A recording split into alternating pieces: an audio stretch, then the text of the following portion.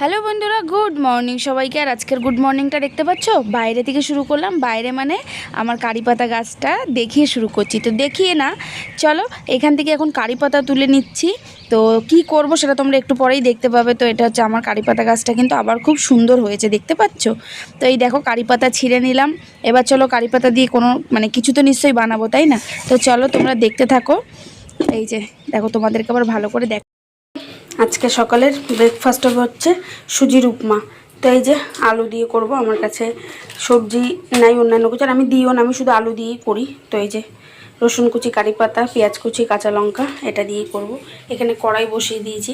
তো সর্ষে দিতে হতো, কিন্তু কালো সর্ষে না শেষ হয়ে গেছে, ওই জন্য সাদা সর্ষেটা দিলাম। যাই হোক, চলো সুজিটা করে নিই। আজকের ব্রেকফাস্ট আমাদের এটা হবে। অনেকদিন পরই করছি, সুজি করা হয় না, কিন্তু আমার খেতে খুব ভালো লাগে।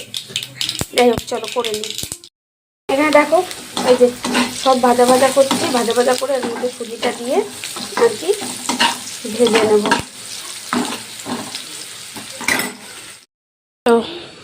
তো দেখো আমার কমপ্লিট সুজির উপমা। চলো তোমাদের দাদাভাইকে দিয়ে দিই। হ্যাঁ,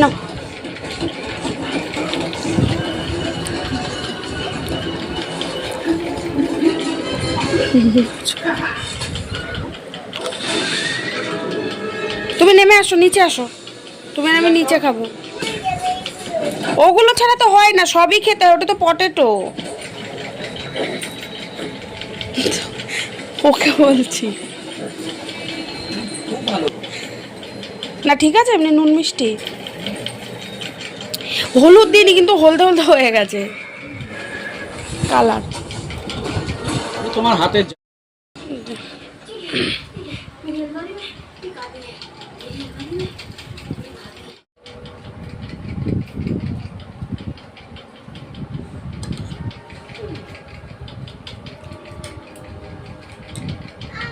তো এখানে দেখো, এই যে বৃষ্টি হচ্ছে, তার মধ্যে আবার রোদ উঠেছেই দেখো। তো বৃষ্টি হচ্ছিলো, ওই জন্য কাঁচা ধোয়া কিচ্ছু করা হলো না, কিচ্ছু না, জানো না। বৃষ্টি পড়ছে আর অনেক কিছু কাঁচা ধোয়ার রয়েছে, চাদর টাদর সব কিছুই দেখো রোদ উঠেছে। তোমরা তো দেখতে পেলে বাইরে হচ্ছে বৃষ্টি, আর বৃষ্টিটা কি বলতো, কোনো কাজের বৃষ্টি হচ্ছে না বলতে একটুখানি ছিটা পড়লো, পরে আবার এখন রোদ উঠেছে, যার জন্য কাঁচা ধোয়াটাও করতে পারলাম না। কারণ অনেক কিছু কাঁচা ধোয়া ছিল, কারণ বিছানা চাদর ফাদর ছিল, তো সেক্ষেত্রে মেলবো কোথায়, ওই জন্য আর কি কাঁচাই হলো না। তোমার দাদাভাই ভাবলো কাচবে। আর কী বলে, আজকে হচ্ছে, তো তোমরা দেখতে পাচ্ছ যে সকাল থেকে এখনও রান্নাবান্নার দিকে কেন যাচ্ছে না, তাই না? যে রবিবারে তো রান্নাবান্নার জন্য আমার তোড়জোড় থাকে, যেহেতু রান্নাবান্না রবিবারে আমাকে দুপুরে করতে হয়। অন্যান্য দিন যেমন তাড়াতাড়ি হয়ে যায়, সকালের দিকে হয়ে যায়, করে রাখি, তাই না বলো? তো যাই হোক, চলো সেটাই বলার জন্যই আর কি বসলাম। তো এই সবে রান্নাঘরে বাসন টাসন মেজে কমপ্লিট করে রান্নাঘর একদম মুছে টুচে বেরিয়ে এসেছি একদম। বাসন কোসন যেগুলো ছিল, চা ফা খেলাম, আর সকালে ব্রেকফাস্ট করলাম। ব্রেকফাস্ট আজকে বানিয়েছিলাম দেখতে পেলে, সুজির উপমা। তো সেগুলো করে সব মেজে পরিষ্কার করে বেরালাম। তো আজকে হচ্ছে খাবো হচ্ছে কী বলো তো, বাইরের খাবার। বাইরের খাবার আর কি, তোমাদেরকে আমি আগেও হয়তো বলেছিলাম যে তোমাদের দাদাভাইয়ের কাছে আমার একটা আবদার থাকে, মাসের প্রথমেই আর কি স্যালারি ঢুকলে আবদার থাকে বিরিয়ানি খাবো, ঠিক আছে? তো সেই আবদারটাই আজকে দুপুরে পূরণ হবে। তোমার দাদাভাই বললো যে তাহলে কি আজকে দুপুরে বিরিয়ানি খাবে না রান্নাবান্না করবে? তা আমি ভাবলাম চলো তাহলে বিরিয়ানি আজকে দুপুরেই খাওয়া যাক, রান্নাবান্না করবো না। এমনিও শরীরটা খুব একটা ভালো নেই, গা হাত পাগুলো না কেমন ম্যাচ করছে, আর শরীরটা বললাম না আমার মধ্যে খুব উইকনেস কাজ করছে, ডক্টর দেখাতে যাব। যাই হোক, তো এই জন্য আর কি যখন যেই সুযোগটা পেলাম, সুযোগের সদ্ব্যবহারও করে ফেললাম। তো আমি বললাম তাহলে চলো আজকে দুপুরেই বিরিয়ানি খাবো, রান্নাবান্না তাহলে আর করতে হবে না। তো এই হচ্ছে কারণ, আর ওই জন্য রান্নাবান্না কিছুই করিনি। যা হবে দেখা যাবে, রাতে করব, ঠিক আছে? এই বেলার মতো আর রান্নাবান্নার কোনো ব্যাপার নেই। তো এখন হচ্ছে করব মামামকে স্নান, তারপরে আমি নিজে স্নান করব, পুজো দেবো। ঠাকুর বাসন মাজা হয়নি, মাজবো। বাইরে বৃষ্টি পড়ছিল দেখে ঠাকুর বাসনগুলো মাজতে যেতে পারিনি আর কি। তো চলো তোমরা দেখতে থাকো। আজকে রবিবারের ব্লগটা একটু পুরো অন্যরকম হচ্ছে, তাই না বলো? অন্যান্য দিন তোমাদেরকে আমি রান্নাবান্না সব কিছু শেয়ার করি, তো আজকে রান্নাবান্না যেহেতু করার ব্যাপার নয়, জন্য আর তোমাদেরকে দেখাতেও পারবো না, তাই না? তো চলো রাতে যদি করি অবশ্যই শেয়ার করবো, রাতে যদি না, রাতে তো রান্না করতেই হবে, চলো তখন তোমাদের সাথে শেয়ার করবো। তো তো চলো বসে বকবক করবো না, বকবক করলে যত বকবক করবো তত টাইম ওয়েস্ট হবে। আমি জল ভরার জন্য বসেছিলাম, মানে মামুনকে স্নানটা যেহেতু করাবো জল কল খুলে দিয়েছিলাম। তো চলো স্নান করে, আর এদিকে মামাম দেখছে টিভি।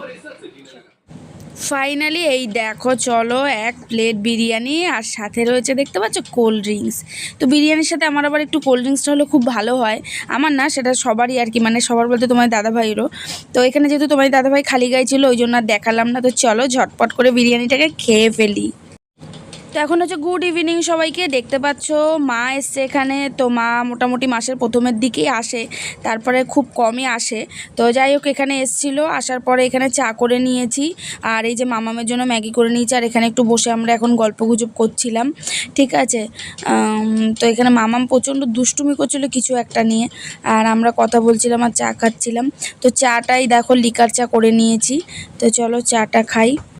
দেখো মা চলে গেছে, এসেছিলো দেখলে সন্ধ্যাবেলা। তো চলে যাওয়ার পর এখন হচ্ছে বসাবো রান্না। একটু আগে আর কি ফোন আসলো তোমাদের দাদাভাইয়ের, মর্নিংয়ে ডিউটি যেতে হবে কালকে সোমবার, তো সেই জন্য রান্না বসাবো। আর দিদিও এসছে, আর দিদি এসছে, আর আমার দাদার ছেলে এসছে, ঠিক আছে। তো দাদার ছেলে এসছে, ও খেলছে মামামের সাথে, ঠিক আছে।